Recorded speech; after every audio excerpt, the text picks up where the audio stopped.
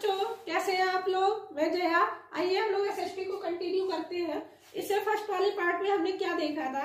हमने देखा था कि हिमालय का डिवाइडेशन हमने किसके अकॉर्डिंग पे किया था।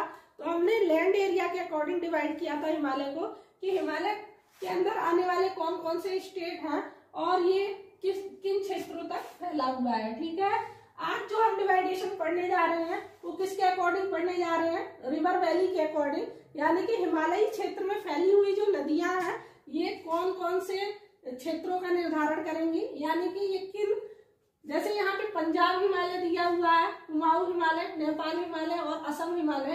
तो पंजाब हिमालय वाले क्षेत्र में कौन सी नदियां आएंगी?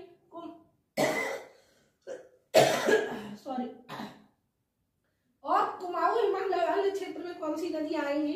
फिर नेपाल हिमालय देखेंगे और असम हिमालय। ठीक है, पंजाब हिमालय में का जो निर्धारण करने वाली नदी है वो कौन सी? सिंधु नदी से सतलुज नदी तक का क्षेत्र जो है ये किसके अंदर आता है? तो ये पंजाब हिमालय के अंदर आता है। और ये पंजाब हिमालय कहां से कहां तक फैला हुआ है? तो ये टोटल जो एरिया एक्वायर करेगा वो 560 किलोमीटर का एरिया एक्वायर करेगा। और इसके बाद कुमाऊं हिमालय जो एरिया एक्वायर करेगा वो 320 किलोमीटर का, और नेपाल हिमालय 800 किलोमीटर और असम हिमालय 750 किलोमीटर। ठीक है, तो एक तो यहाँ से यही क्वेश्चन बनेगा कि इसको असेंडिंग ऑर्डर में लगाइए या डिसेंडिंग ऑर्डर में लगाइए। जैसे ये कितना एरिया एक्वायर करेगा, एक क्रम बना के बताइए, है ना। तो एक क्वेश्चन तो यही बनेगा। ठीक है, दूसरा क्वेश्चन क्या बनेगा कि यहाँ से कौन कौन सी नदियों का उद्गम क्षेत्र है, कौन कौन सी नदियां यहाँ से निकलती हैं। और एक क्वेश्चन और बनेगा, जैसे यहाँ पे दिया हुआ है ना कि ये जो क्षेत्र है नेपाल हिमालय, असम हिमालय, ये इनमें पड़ने वाली जो पर्वत श्रेणियां हैं इनमें से कौन सी पर्वत श्रेणी भारत में पड़ती है और कौन सी भारत के बाहर पड़ती है। यहाँ से ये एक तरह का पूरा क्वेश्चन बैंक है, यहाँ से कई सारे क्वेश्चन बनेंगे और सभी कॉम्पिटिटिव एग्जाम में बनते हैं, बोर्ड एग्जाम में भी ऑब्जेक्टिव के रूप में पूछता है। ठीक है, तो आप इसे देखिए। आइए हम लोग यहाँ पे डिस्कस करें सबसे पहले किसको? पंजाब हिमालय को। तो ये पंजाब हिमालय का क्षेत्र कहाँ से कहाँ तक फैला हुआ है? ये सिंधु नदी से लेकर सतलुज नदी के बीच का क्षेत्र क्या कहलाता है? पंजाब हिमालय। क्योंकि आप जानते हैं ये जो पीर पंजाल पर्वत श्रेणी थी ये कहाँ से कहाँ तक फैली थी? ये भारत की सबसे लंबी श्रेणी थी। और ये जो पंजाब हिमालय का क्षेत्र है इसके अंतर्गत कौन कौन से राज्य आएंगे? तो जम्मू कश्मीर आएगा, हिमाचल प्रदेश आएगा। मेन यही पार्ट जो है क्या कहलाता है? पंजाब हिमालय के नाम से जाना जाता है। ठीक है, तो देखिए पंजाब हिमालय कहाँ से कहाँ तक फैला हुआ है? सिंधु नदी से सतलुज नदी तक फैला हुआ है। और ये कौन कौन सा क्षेत्र मिलकर बनाता है पंजाब हिमालय? तो कश्मीर हिमालय और हिमाचल हिमालय मिलकर क्या बनाते हैं? पंजाब हिमालय। ठीक है, इसके अंतर्गत कौन कौन से जो है माउंटेन रेंज आएंगी? तो कारकोरम आपने पढ़ा भी है, इससे पहले वाले वीडियो में आपने क्या देखा था कि कारकोरम रेंज जो है यहाँ पे एक पर्वत श्रेणी पाई जाती है जिसको हम K2 के नाम से जानते हैं, और ये भारत की सबसे ऊंची पर्वत श्रेणी है। लेकिन भारत में स्थित भारत की सबसे ऊंची तो कंचनजंगा थी, है ना, जो कि सिक्किम में पाई जाती है। ठीक है, आगे चले। फिर क्या देखेंगे? लद्दाख माउंटेन रेंज भी इसी का पार्ट है, यानी पंजाब हिमालय का। पीर पंजाल पर्वत श्रेणी भी इसी में आएगी। जास्कर और धौलाधार पर्वत श्रेणियां, यानी ये पूरा एक तरह से पर्वत श्रेणियों का ही वंश है। पर्वत श्रेणियों का ये क्या है? कई सारी बड़ी पर्वत श्रेणियां यहाँ से निकलती है। कारकोरम, लद्दाख, पीर पंजाल, जास्कर और धौलाधार पर्वत श्रेणियां। ठीक है, इसके बाद है, और ये पूरा कितना क्षेत्र एक्वायर करती है? तो ये 560 किलोमीटर का क्षेत्र ये एक्वायर करेगा। ठीक है, फिर देखें कुमाऊं हिमालय एक क्रम से याद करिएगा इसको। सिंधु नदी से सतलुज नदी तक कौन फैला है? पंजाब हिमालय। फिर इसी के बाद ठीक नेक्स्ट चलेंगे तो सतलुज से काली नदी के बीच में कौन फैला हुआ है? कुमाऊं हिमालय। और ये इन माउंटेन रेंज में जो है सबसे कम पार्ट एक्वायर करेगा, 320 किलोमीटर का ये टोटल पार्ट एक्वायर करता है। ठीक है, सतलुज से काली नदी तक।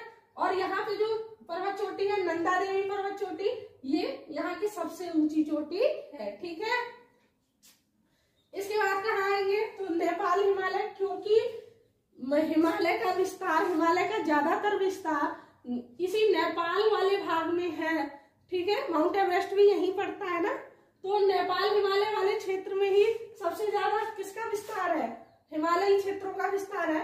तो यहाँ यही पार्ट सबसे ज्यादा एरिया एक्वायर करेगा, और ये टोटल एरिया कितना एक्वायर करता है, तो 800 किलोमीटर का एरिया एक्वायर करता है।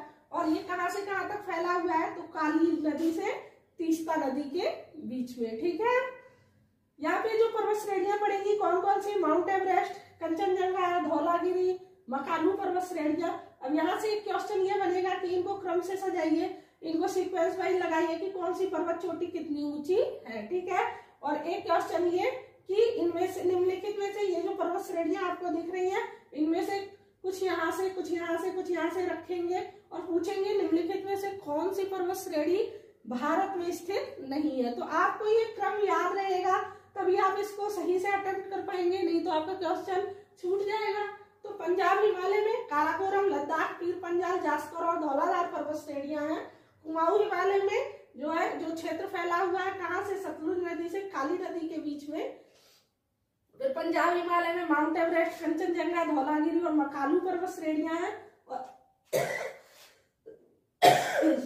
और इसके बाद हम लोग आ जाएंगे असम हिमालय में। और असम हिमालय में हम क्या देखते हैं कि असम हिमालय तीस्ता नदी से लेकर के दिहांग नदी तक फैला हुआ है।